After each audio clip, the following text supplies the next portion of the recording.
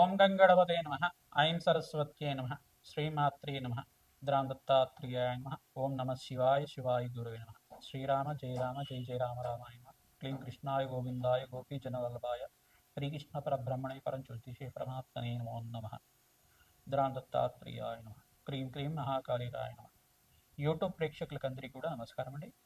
నేను పాలపర్తి గురునాథ శర్మ జ్యోతిషం వాస్తు సిద్ధాంతిని మీకంతా కూడా ప్రధానంగా గోచారరీత్యా గ్రహాల యొక్క స్థితిగతి కలయిక వాటి ప్రభావం అంతా కూడా ఈ యొక్క వివాహాది శుభకార్యాల కోసం మేషాది ద్వాదశ రాశుల వాళ్ళకి 2026 ఆంగ్ల సంవత్సరంలో విశేషంగా అంతా కూడా పరిష్కారం చెప్పడం జరుగుతుంది.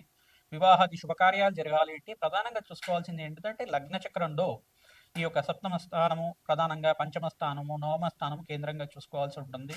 ప్రధానంగా వివాహ కారకులైన గ్రహాలంతా కూడా చూసుకుంటే సప్తమాధిపతి మరియు లగ్నానికి సప్తమాధిపతి యొక్క రంగా ఉండాలి. ప్రధానంగా చూసుకోవాలనుకుంటే కనుక జాతకరీత్యా ప్రధానమైన కారణాల వల్ల వివాహం ఆలస్యం అవుతూ ఉంటాయి. ప్రధానంగా మానవాళికంతా కూడా పూర్వజన్మలో చేసుకున్న పుణ్య ఫలితం వల్ల వివాహాది శుభకార్యాలు శీఘ్రంగా జరగడానికి ఆస్కారం ఉంటుంది.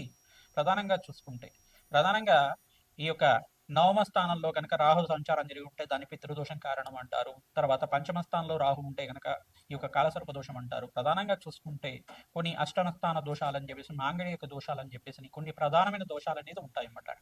దానికంతా కూడా జ్యోతిష శాస్త్ర ప్రామాణికంగా మీకంతా కూడా తంత్రశాస్త్రంలో అంతా కూడా చెప్పడం జరిగింది. ప్రధానంగా ఈ యొక్క జ్యోతిష కారకత్వంలో ప్రధానంగా గ్రహాల యొక్క కారకత్వంలో అంతా కూడా ఈ యొక్క శుక్రుడు బృహస్పతి అంతా కూడా వివాహానికి కారకణం అవుతుంటారు. ప్రధానంగా చూసుకుంటే అంగారకుడు కూడా వివాహానికి కారణం అవుతుంటారు. చంద్ర భగవానుడు చంద్రబలం కూడా యోగకరంగా ఉండాలి. బృహస్పతి అంగారకుడు మరియు శుక్రుడు చంద్ర భగవానుడు సప్తమాధిపతి ఏ లగ్నం అయితే ఉందో లగ్నానికి సప్తమాధిపతి యోగకరంగా ఉండాలి. అష్టమ స్థానంలో ఈ యొక్క పాపగ్రహాల యొక్క కలయిక లేకుండా ఉండాలి. ఈ యొక్క కొన్ని గ్రహాల యొక్క స్థితిగతి సంయోగం అనేది పాపగ్రహంతో పాటు సంయోగం లేకుండా ఉండాలి. గ్రహస్థితి అంతా కూడా చూసుకుంటే జన్మ జాతకం ప్రకారంగా మీకు వివాహాది శుభకార్యాలు జరగడానికి ఆస్కారం ఉంటుంది. గోచారీత్యా కూడా గురుబలం చేకూరుతుంది అనమాట. గోచారీత్యా గురువు అంతా కూడా యోగకరంగా మంచి శుభస్థానంలో యోగకరంగా ఉంటాయి కనుక శీఘ్రంగా వివాహాది శుభకార్యాలు జరగడానికి ఆస్కారం ఉంటుంది. ప్రధానమైన కారణం అంతా కూడా చూసుకుంటే మాంగళిక దోషం అనేది ప్రధానంగా కారణంగా చెప్పడం జరుగుతుంది. అంటే మాంగళిక దోషం అనేది అంగారక దోషం అంటారు దాన్నంతా కూడా. ఈ అంగారక దోషం అనేది విశేషంగా మీకంతా కూడా జాతకరీత్యా ఎవరికైతే కనుక అంగారకుడు ఈ స్థానంలో ఉంటే కనుక దోషకారిగా ఉంటాడు. ప్రధానంగా వివాహాది శుభకార్యాలు ఆలస్యం అవడానికి అంతా కూడా మాంగళిక దోషం ఆలస్యం అవడానికి ఆస్కారం ఉంటుంది. అదొకటి కారణం మాత్రమే.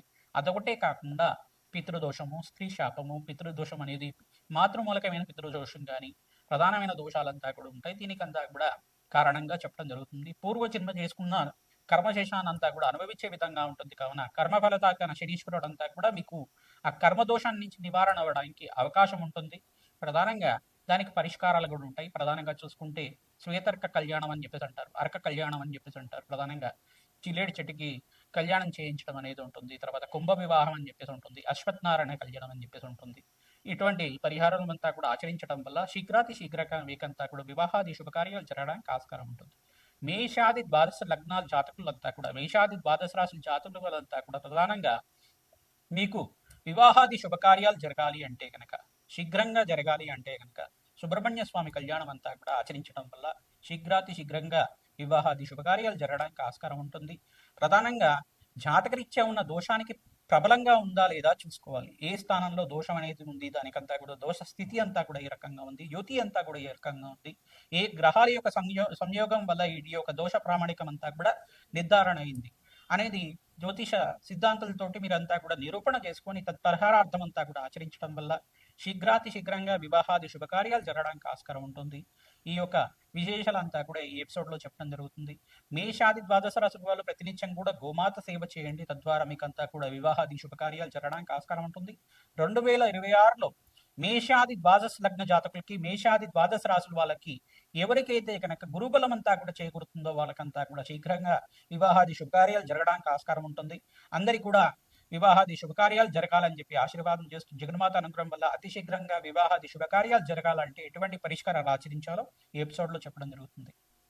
కుంభరాశి కుంభలగ్న జాతకులకి 2026 ఆంగ్ల సంవత్సర ఫలితాల్లో భాగంగా వివాహాది శుభకార్యాలు జరగాలంటే కనుక ఎటువంటి పరిష్కారం ఆచరించాలని చెప్పడం జరుగుతుంది. ప్రధానంగా కుంభరాశి జాతకులకి బృహస్పతి అత్యంత శుభుడుగా పంచమ స్థానంలో మార్పు జరిగి ఉంది. ప్రధానంగా షష్ఠ స్థానంలో కూడా అంగారకుడు ప్రధానంగా యొక్కరంగా ఉండాలి జాతకరీత్యా. మీకు ప్రధానంగా జన్మ జాతకమే ప్రధానమైన జాతకంగా ఉంటుంది కావున బృహస్పతి ఉచ్చస్థానంలో మార్పు జరిగినప్పుడు షష్ఠ స్థానంలో అంతా కూడా అత్యంత శుభంగా ఉంటుంది. మీకు వివాహాది శుభకార్యాలు జరగడానికి ఆస్కారం ఉంటుంది.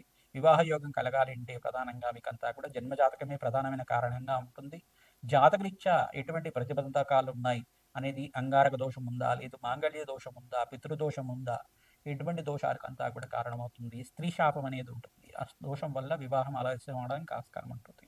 వివాహాది శుభకార్యాలు జరగాలి అంటే ప్రధానంగా సీతారాముల కళ్యాణం అంతా కూడా ఈ యొక్క పౌర్ణమి వేళల్లో కానీ, పునర్వసు నక్షత్రం ఉన్న వేళల్లో కానీ, ఏకాదశి తిథుల్లో కానీ వివాహాది శుభకార్యాలు జరగాలి అని చెప్పేసి ఈ సంకల్పంతో సీతారాముల కళ్యాణం అంతా కూడా తరచుగా ఆచరిస్తూ ఉండాలి. తద్వారా వివాహాది శుభకార్యాలు జరగడానికి ఆస్కారం ఉంటుంది.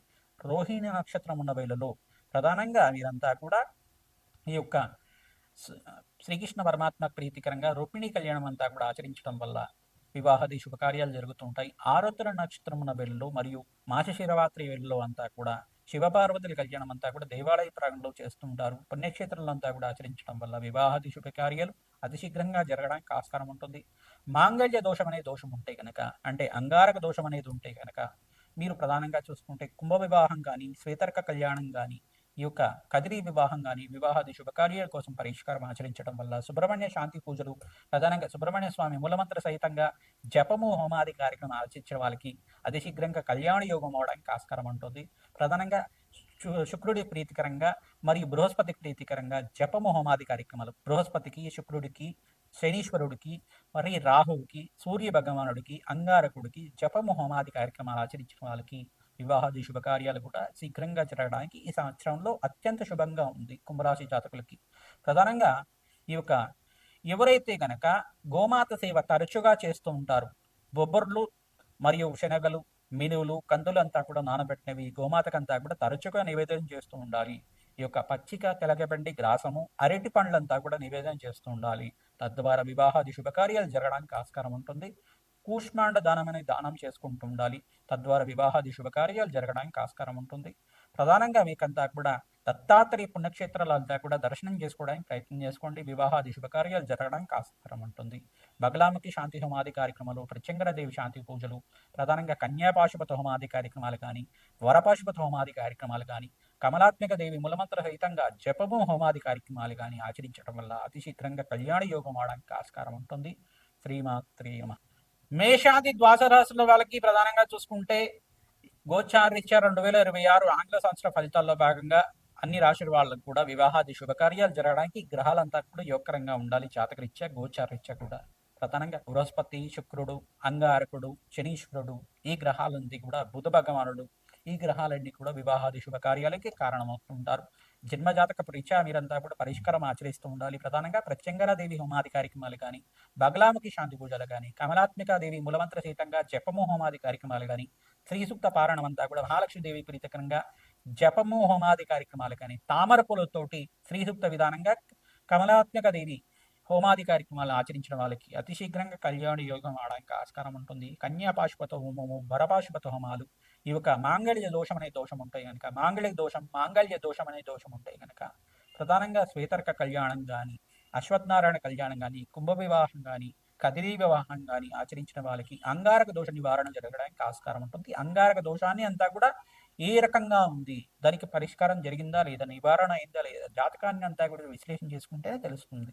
తద్వారా వివాహాది శుభకార్యాలంతా కూడా ఇదొకటే ప్రామాణికంగా కాకుండా పితృదోషం కానీ, స్త్రీ దోషం కానీ అనేది, స్త్రీ శాపం కానీ అనేది ఉంటాయన్నమాట. ప్రధానంగా మాతృమూలకమైన పితృదోషం కానీ ఉంటుంది. ఈ దోషానికి పరిహారం అంతా కూడా ఆచరించిన వాళ్ళకి అతి శీఘ్రంగా కళ్యాణ యోగం ఆడడానికి ఆస్కారం ఉంటుంది. ప్రధానంగా ఈ గ్రహాలు 5 గ్రహాలు అత్యంత యోగకరంగా ఉండాలి జాతకరీత్యా. జన్మ జాతకమే ప్రధానమైన జాతకం ఉంటుంది. రాజశ్యామల యజ్ఞాతిగ్రతలు ఆచరించిన వాళ్ళకి అతి శీఘ్రంగా కళ్యాణ యోగం ఆడడానికి ఆస్కారం ఉంటుంది. ప్రధానంగా దత్తాత్రేయ స్వామి వారి పుణ్యక్షేత్రాలు అంతా కూడా తరచుగా మీరంతా కూడా దర్శనం చేసుకుంటూ ఉండండి. అరటి పండ్లంతా కూడా నివేదన చేసి స్వామివారికి భక్తులకంతా కూడా పంచడం వల్ల అతి శీఘ్రంగా కళ్యాణ యోగం అవడానికి ఆస్కారం ఉంటుంది. గోమాత సేవ చేసిన వాళ్ళకు కూడా వివాహాది శుభకార్యాలు జరగడానికి ఆస్కారం ఉంటుంది. శివపార్వత కళ్యాణము, ప్రధానంగా సుబ్రహ్మణ్య స్వామి కళ్యాణం అంతా కూడా ఆచరించిన వాళ్ళకి అతి శీఘ్రంగా కళ్యాణ యోగం అవడానికి ఆస్కారం ఉంటుంది. సీతారాముల కళ్యాణం అంతా కూడా ఆచరించిన వాళ్ళకి అతి శీఘ్రంగా కళ్యాణ యోగం అవడానికి ఆస్కారం ఉంటుంది. శ్రీమాత్రే నమః. రామ్ దత్తాత్రేయ.